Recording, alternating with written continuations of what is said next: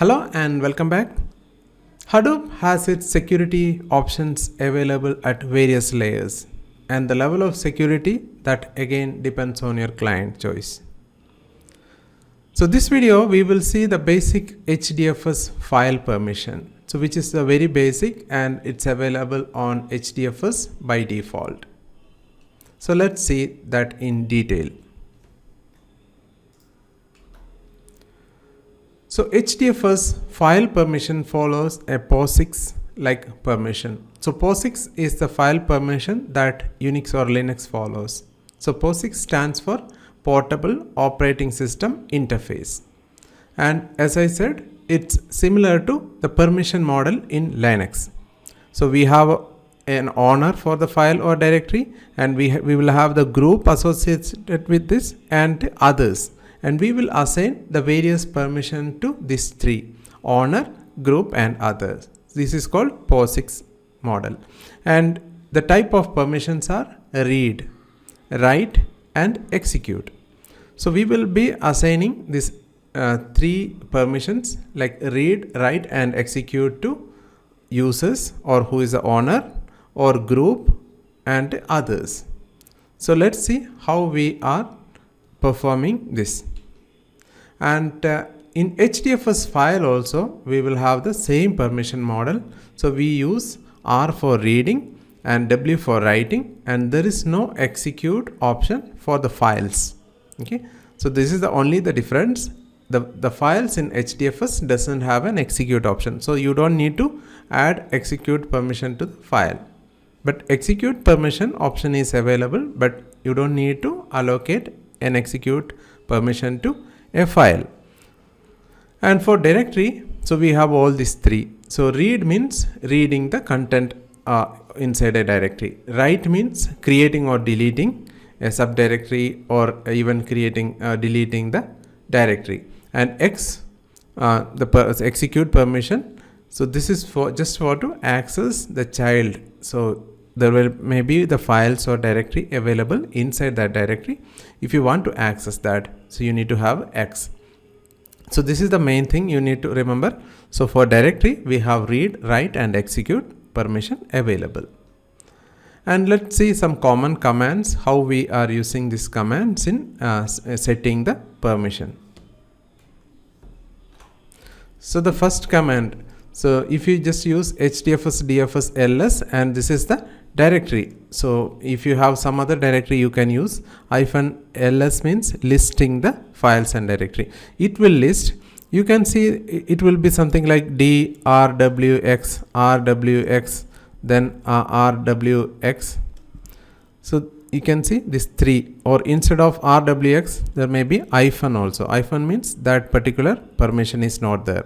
So read, write, execute. So this is the owner.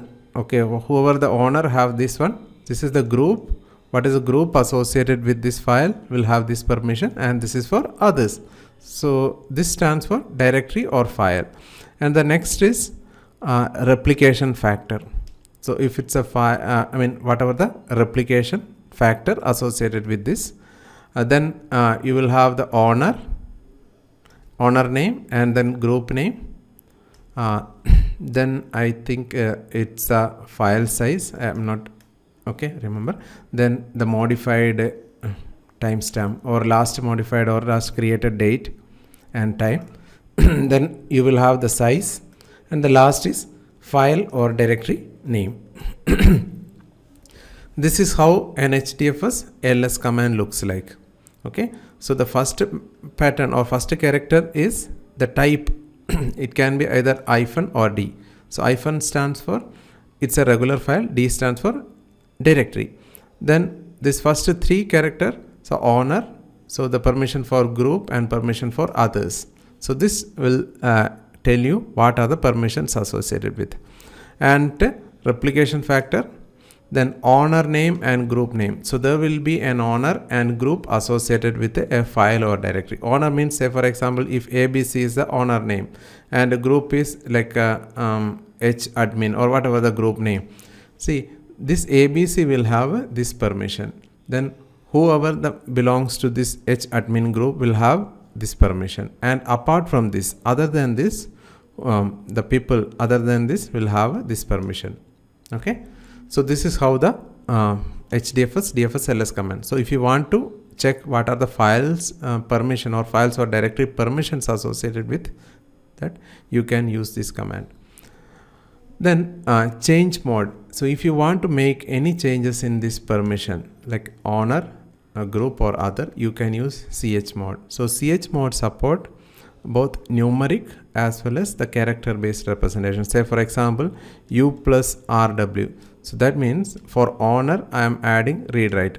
Okay, I can just read write execute or read alone, execute alone, w alone, like that I can use.